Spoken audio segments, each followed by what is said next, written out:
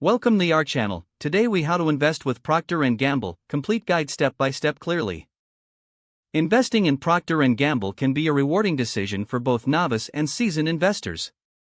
Start by conducting thorough research on Procter & Gamble.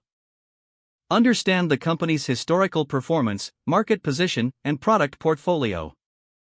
Evaluate their financial statements to gauge profitability and growth potential. Review key performance indicators such as revenue growth, net income margins, and return on equity. Familiarize yourself with the dividend history of Procter & Gamble. This company is known for its reliable dividend payments, which can optimize your investment returns. Next, determine your investment strategy. Decide the amount you want to invest based on your financial goals and risk tolerance. Choose whether you want to invest for the long term or seek short-term gains. Open a brokerage account if you don't already have one. Select a reputable brokerage that offers access to Procter & Gamble stocks. Fund your brokerage account according to your planned investment amount. Now, you can place an order to buy Procter & Gamble shares. Choose between a market order or a limit order based on your investment goals. A market order allows you to buy at the current market price. A limit order lets you specify the maximum price you're willing to pay. Once your order is placed and executed, monitor your investment regularly.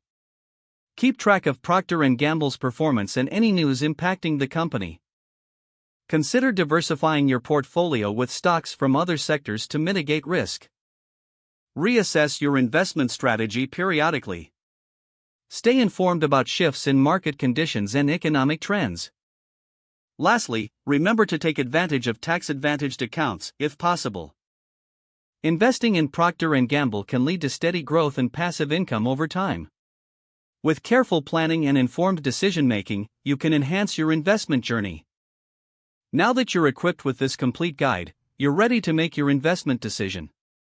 If the page does not load, refresh the browser or try again in a private or incognito window.